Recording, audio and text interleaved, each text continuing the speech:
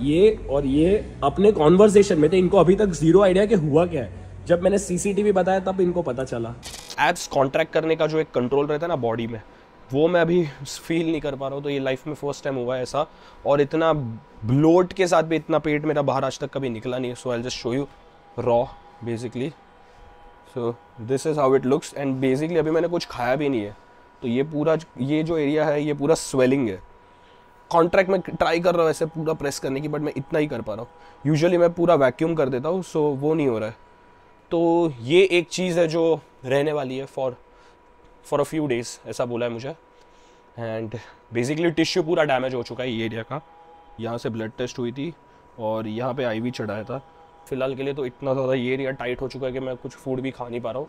So last time जब मैं Starbucks गया था तो बिल के अंदर नीचे एक सर्वे मिला था। ये सर्वे फिल करने पे एक फ्री की कॉफ़ी मिलती है बेसिकली। सो ये सेकेंड टाइम हो रहा है मेरे साथ। मैंने ऑनलाइन जाके सर्वे फिल कर दिया तो ये नंबर मिला। अब मैं आज जाके ये नंबर बताऊँगा तो मुझे एक फ्री की कॉफ़ी मिलेगी। सो आज काफ़ी टाइम बाद मैंने स्टारबक्स से जावा चिप ली, ये वाली, क्योंकि आज चिल मोड में था और थोड़ा ऐसे ही मिल्क और क्रीमी ऐसा कॉफ़ी पीने का मन था, तो वो ले ली मैंने। डिटेल में बताता हूँ एग्जैक्टली हुआ क्या। जैसा कि मैंने लास्ट व्लॉग में बोला था, मैंने फिर से बेंच प्रेस करना स्टार्ट कर दिया है और मुझे उसमें अपनी स्ट्रेंथ बढ़ानी है। सो इस बार 5th सेशन था मेरा बेंच प्रेस का और मेरी स्ट्रेंथ एक्चुअली बढ़ रही थी। सो मैंने स्टार्ट के जो 2 सेट किए वो 100 kgs के किए फॉर 7 reps। उस दिन के टोटल मेरे 4 सेट कंप्लीट हो चुके थे। And I don't know why, for some reason मैंने डिसाइड किया कि मैं और एक सेट कर लेता हूँ 100 kgs के साथ, ताकि एक मसल मेमोरी बनी रहे और मेरे लिए अब वो एकदम इजी वेट हो जाए, क्योंकि मैं रैप आउट कर रहा था एक्चुअली और बहुत कंफर्टेबल था मैं वो वेट के साथ। वही डिसीजन से कांड हो गया।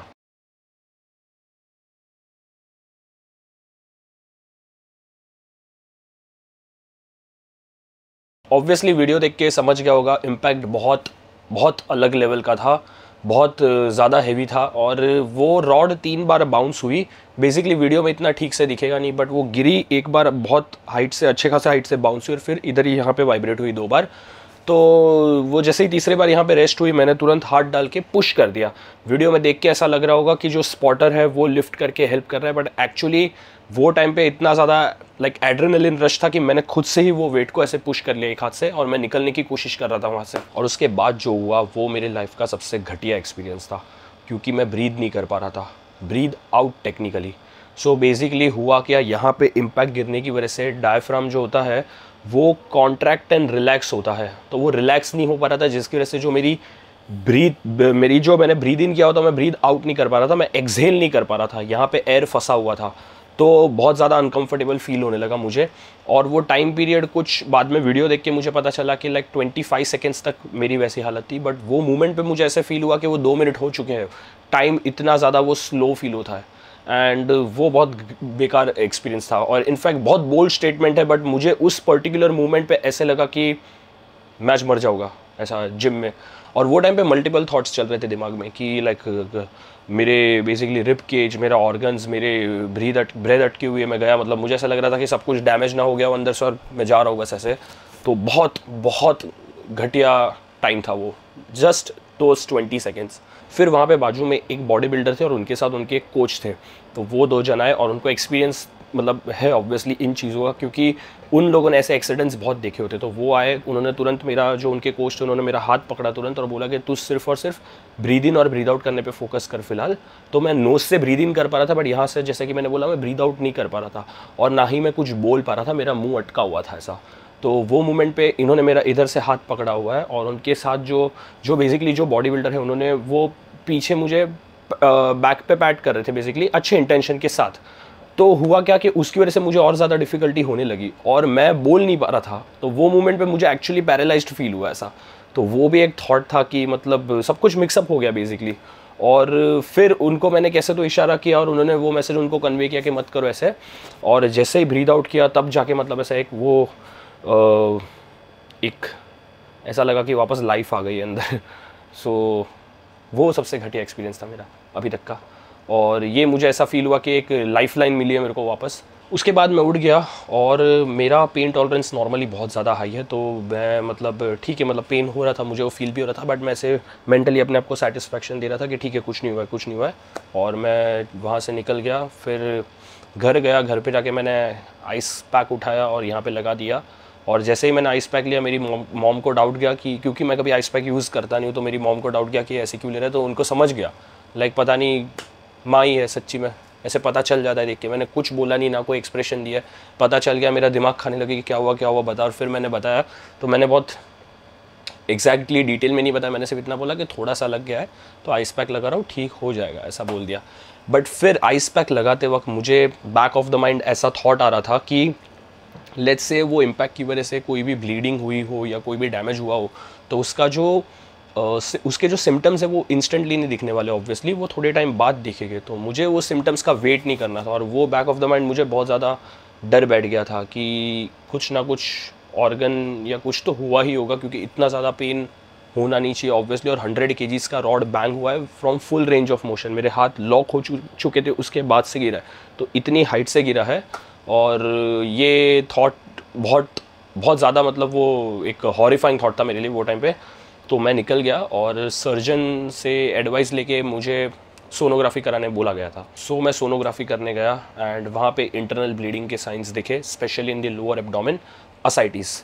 तो ऑर्गन्स सब नॉर्मल दिख रहे थे और पता नहीं चल रहा था सोनोग्राफी में कि एग्जैक्टली ब्लीडिंग कहाँ से हुई है और अभी करंटली हो रही है कि नहीं हो रही है, क्योंकि जो फ्लूइड था वो तो दिख रहा था एक ऐसे एरिया में जहाँ पे होना नहीं चाहिए। वो बेसिकली वो डिटेल में मुझे भी नहीं पता, वो टर्म याद नहीं है, बट बेसिकली वो एक एयर वाले एरिया में फ्लूइड अटक गया था, तो वहाँ से वो फ्यूचर में एब्जॉर्ब भी हो सकता है, नो डाउट। बट अगर वो कंटिन्यूसली जाता है और वहाँ पे अगर बहुत ज़्यादा फ्लूइड हो जाता है तो वो इश्यू दे सकता है, उससे बहुत सारे इन्फेक्शन वगैरह भी हो सकते हैं, तो वो सर्जरी के थ्रू रिमूव करना पड़ता है। तो इसीलिए सीटी स्कैन कराना सजेस्ट किया सर्जन ने। एंड सीटी स्कैन में भी एक बहुत फ़नी चीज़ हो गई। बेसिकली पहले वो लोग क्रिएटिनिन लेवल्स चेक करते हैं और मुझे इसका कोई आइडिया नहीं था, क्योंकि मैंने आज तक सीटी स्कैन कराया नहीं है, बेसिकली मेरा फर्स्ट टाइम था ये। सो जब वो लोग ब्लड टेस्ट कर रहे थे तब मैंने उनको क्लियरली बोल दिया कि मैं क्रिएटिन सप्लीमेंट यूज़ करता हूँ, तो आपको मेरे लेवल हाई मिल सकते हैं क्रिएटिन के, सो वो नॉर्मल होगा। तो उन्होंने देखा एंड मेरे क्रिएटिन के लेवल्स हाई थे। तो उसमें फ़नी बात यह है कि अगर क्रिएटिन के लेवल्स हाई नहीं होते तो वो लोग एक ड्रिंक देते हैं पीने के लिए, और वहाँ पे 1 घंटा वेट करना पड़ता है for your body to process it, और उसके बाद सीटी स्कैन में लेके जाते हैं। बट जस्ट बिकॉज मेरी क्रिएटिन लेवल हाई थे, मेरी बॉडी वो ड्रिंक को उतना प्रोसेस नहीं कर पाती थी, मेरी किडनी, और बहुत ज़्यादा स्ट्रेन आता था। इसीलिए टू अवॉइड दैट कॉम्प्लिकेशन मुझे डायरेक्टली IV चढ़ा दिया और मुझे अंदर भेज दिया। सो मुझे वो 1 आवर का जो वेटिंग पीरियड था वो नहीं करना पड़ा क्रिएटिन लेने की वजह से। सो वो भी एक फ़ायदा हो गया। सीटी स्कैन का प्रोसेस बहुत लंबा रहा, और वो जब ख़त्म हुआ तो उसके रिजल्ट्स आए, और रिजल्ट्स में पता चला कि इंजरी हुई थी और ब्लीडिंग भी हुआ था, बट जो वुंड था वो हील हो चुका है ऑलरेडी। सो मेरी इंजरी हुई थी 2:30 को और मेरा सीटी स्कैन हुआ 7:30 को, आफ्टर 5 आवर्स। तो 5 आवर्स के अंदर ब्लीडिंग रुक चुकी थी और वुंड हील होने लगा था, ऑलमोस्ट हील हो चुका था। तो सर्जन भी शॉक हो गए ये देख के, लाइक ये वुल्वरिन जैसा इफेक्ट हो गया मेरे बॉडी के साथ, क्योंकि इतना फास्ट यूजुअली वुंड हील नहीं होता और ब्लीडिंग इतनी फास्ट रुकती भी नहीं है, और जो लेवल का इम्पैक्ट था वो देख के तो कोई भी बोल ही देगा मतलब। तो वो एक बहुत बड़ा मिरेकल हो गया। और उसकी वजह से क्या हुआ कि जो फ्लूइड था ऑलरेडी वो उन्होंने बोला कि नेचुरली निकल जाएगा। वो ऑब्जर्वेशन पीरियड है करंटली अभी मेरा, ये देखेगी over the period of time कि वो कितना कम हो रहा है, मेरा पेन कैसे जा रहा है, क्योंकि पेन अभी भी बहुत ज़्यादा है यहाँ पे, बट वो मेरा धीरे धीरे जाएगा जैसे जैसे वहाँ से फ्लूइड भी निकलते जाएगा पेट से। तो ये मैं एक ऑब्जर्वेशन पीरियड पे हूँ करंटली, बट ऑर्गन्स सब सही थे और वुंड जो है वो हील होने लगा था। सो ये एक बहुत ही ज़्यादा इंसेन प्रोबेबिलिटीज़ का दिन रहा मेरे लिए, क्योंकि फर्स्ट सबसे जो घटिया प्रोबेबिलिटी थी वो ये थी कि रॉड मेरे हाथ से स्लिप होगा। वो बहुत कम चांसेस थे उसके, क्योंकि रॉड का स्लिपरी होना, वही टाइम पे मेरे हाथ का वाइब्रेट होना, मेरे यहाँ का एरिया भी ऑयली होना, और फिर यहाँ से रॉड को स्लिप हो जाना, ये एक बहुत माइनर प्रोबेबिलिटी थी। उसके बाद उससे भी ज़्यादा माइनर प्रोबेबिलिटी ये थी कि वो रॉड एग्जैक्टली आके यहाँ पे गिरेगा। मेरे रिफ्लेक्सेस इतने ज़्यादा ऑन पॉइंट थे वो टाइम पे कि बाय द टाइम रॉड यहाँ से छूटे मेरा बॉडी यहाँ से उठ गया और नीज यहाँ से ऊपर आ गए। रॉड टच हो उससे पहले मेरा बॉडी टक हो चुका था। बैकफ्लिप वाला एक्सप्लोसिव मेरा मूवमेंट आ गया था वो टाइम पे। तो आई डोंट नो हाउ, मतलब मैंने वो कितने बार मैंने वो स्लो मोशन में से कर करके देखा कि वो मैंने रिफ्लेक्स, वो मेरा रिफ्लेक्स था, वो मैंने जानबूझ में कुछ किया नहीं था। सो वो मोमेंट पे मैंने ऐसे बस एक्ट किया जिसकी वजह से रॉड आके मेरे नेवल पे गिरी और यहाँ पे नहीं आई। तो वो भी एक बहुत माइनर चांस था उसका यहाँ पे गिरना, जबकि वो यहाँ पे गिरती रही तो मेरा रिब ऑलमोस्ट क्रैक आता था या फिर फ्रैक्चर आ जाता था कोई भी एक साइड पे एटलीस्ट। सो उसके चांसेस भी बहुत कम थे कि रॉड एग्जैक्टली यहाँ पे आके गिरे। फिर तीसरी चीज़ ये थी कि यहाँ पे गिरने के बाद भी इंजरी ना हो और कोई मेजर ऑर्गन डैमेज ना हो, उसके भी बहुत कम चांसेस थे और वही हुआ। सो तीनों चीज़ जो थी बहुत कम चांसेस वाली थी। स्टार्ट की नेगेटिव थी बट बाकी की 2 पॉजिटिव चीज़ें हुई कि एटलीस्ट कोई मेजर इंजरी नहीं हुई। फॉर नाउ ऑब्जर्वेशन पीरियड है जैसे कि अभी, तो मुझे बेसिकली सिर्फ रेस्ट करने बोला है for 10 days, 10 to 15 days, and ये पेन धीरे धीरे जाएगा क्योंकि ये अभी रहने वाला है उतने पीरियड के लिए। और ये पेन मैं डिस्क्राइब नहीं कर सकता हूँ, मल्टीपल मसल टिश्यूज़ यहाँ पे टेयर हुए हैं, सो उसकी वजह से ये एरिया बहुत ज़्यादा सोर है। इट्स लाइक आफ्टर वर्कआउट जो सोरनेस फील होती है, बट जो सोरनेस है मुझे अंदर से फील हो रही है, तो मैं मूवमेंट करने पे मुझे पेन हो रहा है। But again just because CT scan के रिजल्ट्स आ चुके हैं, मेंटली मैं फ्री हो चुका और मैं आराम से मूव कर रहा हूँ। पेन होता है बट मुझे एटलीस्ट पता है कि अंदर से कुछ डैमेज नहीं हुआ है। अगर सिटी स्कैन नहीं कराया रहता तो मैं पूरा टाइम वही एंजाइटी और पैनिक होके घूमते रहता कि अंदर अगर व्हाट इफ़ अंदर कुछ हुआ, व्हाट इफ़ अंदर कुछ हुआ। सो सिम्टम्स का मुझे वेट नहीं करना था, तो मैंने बहुत अच्छा किया और रिजल्ट मेरे सामने आ गया है। सो नाउ आई नो कि कैसे एक्ट करना है आगे जाके। एंड इसमें अगर गलती क्या थी तो गलती किसी की थी नहीं, एक सिचुएशन थी जो किसी के भी साथ हो सकती थी। एक चीज़ है जो मैं चेंज कर सकता हूँ, तो या grip, instead of suicide I can do a thumb grip. But again मैं सुसाइड ग्रिप लास्ट 10 साल से मैं यूज़ कर रहा हूँ, जब से मैंने बेंच प्रेस करना स्टार्ट किया तब से। इनफैक्ट मुझे मैसेज भी आया था शिवम का कि हम मिले थे तब मैंने तुमको बोला भी था। मंथन भाई ये इसमें डर नहीं लगता स्लिप होने का? किसमें? ये आप ऐसे जो रखते ना ऐसा अगर कभी ध्यान नहीं रहा, उतना फोकस नहीं रहा, तो चांसेस है ना गिरने के? फ्री वेट में है चांसेस। मैंने तभी मेरा बहुत एक्सप्लेनेशन दिया था कि मेरी ग्रिप सॉलिड है, मुझे अपने आप पे बहुत कॉन्फिडेंस है और ऐसे रॉड गिरी नहीं सकती, तो ये मेरे साथ ही हुआ बेसिकली। तो अब से मैं मेरी ग्रिप बदलूँगा बेसिकली, सुसाइड ग्रिप की जगह पे थंब ग्रिप। और बेंच प्रेस करना बंद होगा तो नहीं, बेंच प्रेस कंटिन्यू होगी आगे भी, सिर्फ ग्रिप चेंज होने वाली है और ये ग्रिप के साथ यूज टू होना पड़ेगा। हमेशा याद रखना पड़ेगा कि यही ग्रिप यूज़ करनी है। चॉक यूज़ करना मैं स्टार्ट करूँगा अब से। स्लिपरी नहीं होनी चाहिए बिल्कुल भी रॉड, फिर ये ग्रिप हो या कोई भी ग्रिप हो, तो मैं अब से चॉक यूज़ करने वाला हूँ ताकि एक back of the mind assurance रहे। और स्पॉटर तो इस बार भी था, बट अगेन ये सिचुएशन में स्पॉटर भी कुछ कर नहीं सकता। अगर हाथ से स्लिप हो रही है तो उतने रिफ्लेक्सेस किसी के स्ट्रांग नहीं होते कि वो तुरंत ही वो लोग पकड़ लेंगे रॉड को ऐसे। सो टू कंक्लूड, या ग्रिप ही एक चीज़ है जो मैं बदल सकता हूँ एज ऑफ नाउ, एंड वही एक चीज़ थी जो मुझे फॉल्टी लगी। बाकी तो सब कुछ बराबर ही था। फॉर्म भी ऐसा नहीं था कि गलत था, वेट भी ऐसा नहीं था कि ईगो लिफ्टिंग में कुछ लिफ्ट कर रहा था, बहुत कंफर्ट के साथ मेरे रैप आउट कर रहा था मैं।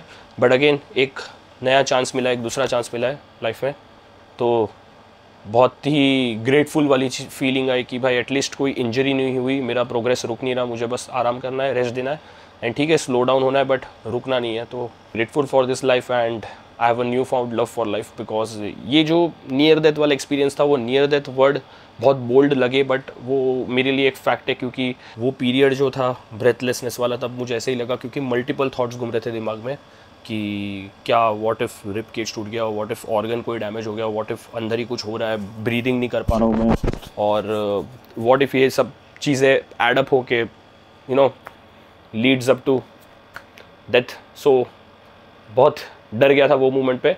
तो जब सब कुछ नॉर्मल हो गया तब एक ऐसे फील हुआ कि नया चांस मिला है और एक ये मेरी लाइफलाइन मैंने यूज़ की है। तो ये वही आदमी रिलेट कर पाएगा जिसके साथ कभी ना कभी कोई ऐसा इवेंट हुआ हो जिसमें वो फ्रैक्शन ऑफ सेकेंड से बच गए हो किसी मेजर डैमेज से। मेरे साथ वही हुआ है। ऑल्सो आई वाज टोल्ड कि ये जो कम डैमेज हुआ है ये मेरे कोर की वजह से हुआ है। सो बेसिकली जब इम्पैक्ट हुआ तो मैक्सिमम लोड जो था वो मेरे मसल्स ने ले लिया और अंदर ऑर्गन्स तक गया ही नहीं। तो ये ईयर्स ऑफ कोर ट्रेनिंग काम आई मेरी, और रेगुलरली मैंने कभी किया नहीं है, बट जब भी करता था बहुत हार्डकोर वे में करता था। प्लस बहुत पहले कैलिस्थेनिक्स भी किया है, जिम्नास्टिक्स किया है एंड बहुत सारी चीज़ें की है, तो जिसकी वजह से ये एरिया बहुत ज़्यादा सॉलिड है मेरा पहले से। तो वो एक रियल लाइफ सिचुएशन में काम आ गया, एक्चुअली मेजर डैमेज से बचाया मुझे। सो अब से ये भी मैं रेगुलर बेसिस पे अपने रूटीन में रखने वाला हूँ, क्योंकि ये मुझे रियल टाइम में देखने मिल गया कि इसका यूज़ क्या है। तो बहुत ज़्यादा इंपॉर्टेंट है एप्स को भी ट्रेन करना। सो वीडियो यहीं पे एंड कर रहा हूँ। अगेन जो मूवमेंट्स रियल लाइफ सिचुएशन में हेल्प करे उस पर ज़्यादा फोकस करो, एंड सबसे इम्पॉर्टेंट सुसाइड ग्रिप यूज़ करना बंद कर दो, थंब ग्रिप यूज़ करो, क्योंकि अगर इसने साथ छोड़ दिया तो बहुत मेजर डैमेज हो सकता है। Stay safe and take care.